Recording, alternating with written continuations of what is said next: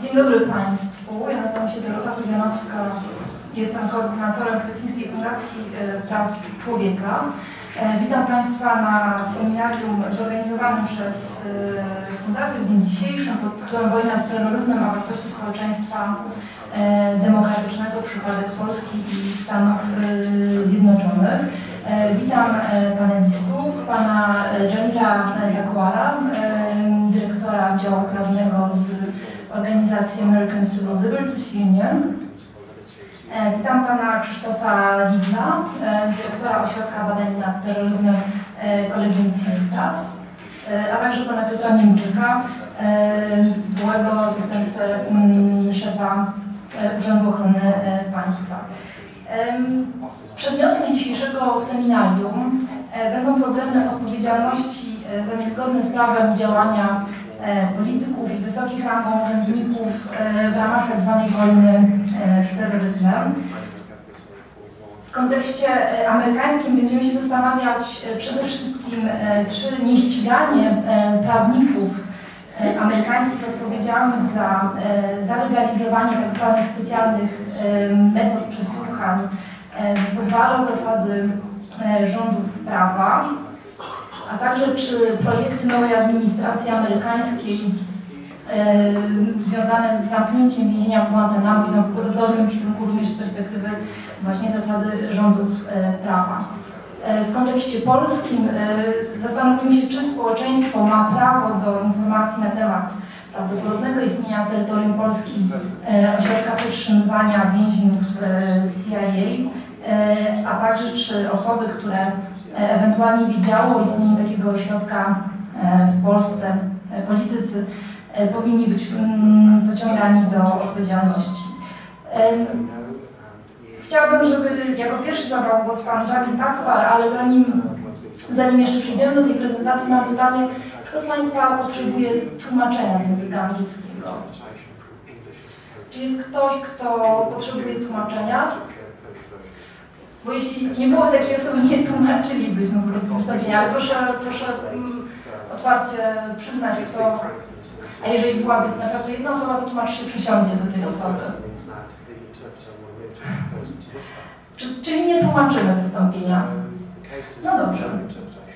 Zatem Jamil, the floor is yours. Thank you very much for inviting me and for having me here. I'm here in Warsaw. This is the second time that I'm here visiting this great city. I'm attending the meetings of the Human Dimension Implementation meeting of the OSCE. This is part of the process within the Organization of Security and Cooperation of Europe that looks at human rights commitments made by different states, including obviously Poland, but not only Poland, and other countries, including my country, the United States of America, which is an active member of this organization. One of the issues that I've been raising before this body, I'm just going to turn off my back way, is the issue of torture and accountability for torture.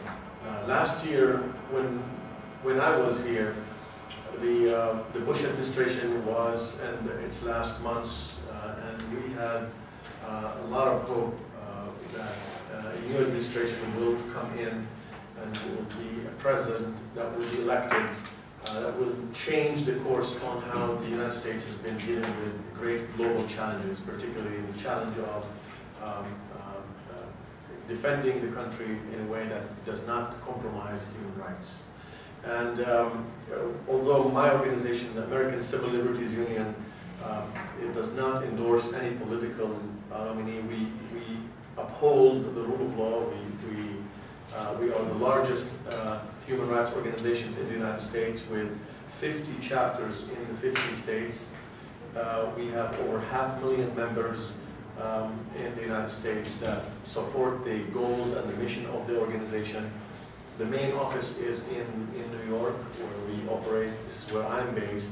We have another big office in Washington, D.C. that mostly deals with legislative advocacy in Congress. My work is mostly focused on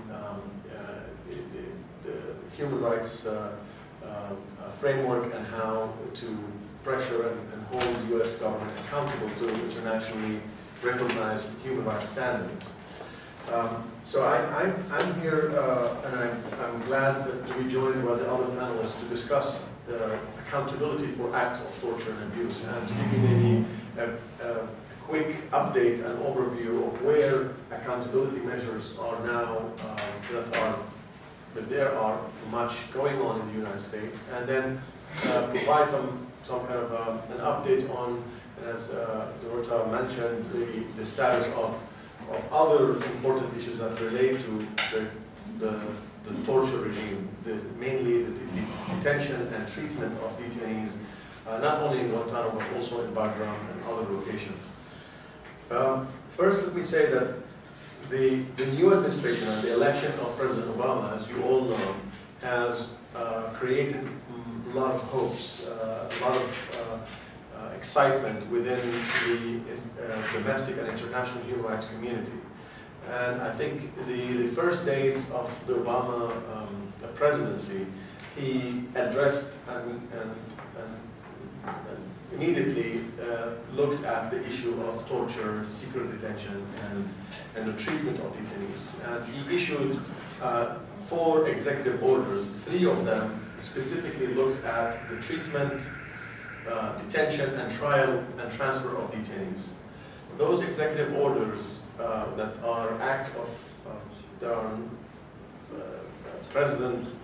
presidential instructions to the different departments of the government, ask the government first to prepare a plan and to close Guantanamo within 1 year.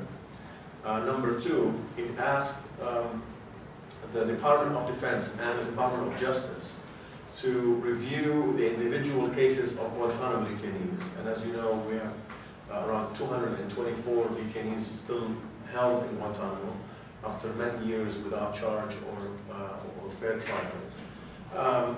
And the third thing that he did was to order a review of U.S. policy on detention and transfer of detainees, particularly around the so-called rendition program, where under the Bush administration, the CIA secretly detained and transferred individuals to other countries where they were held, abused, and sometimes tortured.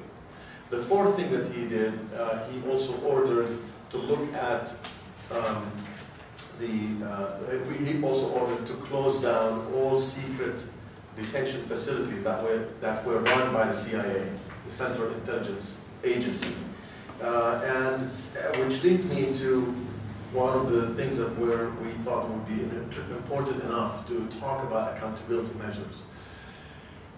That, I think, the first steps of the Obama administration, by signing those executive orders, signaled a positive shift in the policy of the United States with regard to the treatment, detention, and trial of detainees. Yet, since January of this year, we have seen and we have heard different statements made by the President and other senior officials in the Obama administration, not always sending the right signal as to their seriousness to implement the measures that will overturn the policies of the Bush administration.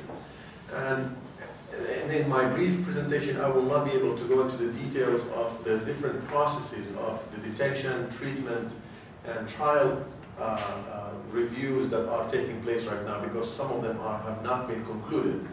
But I can tell you that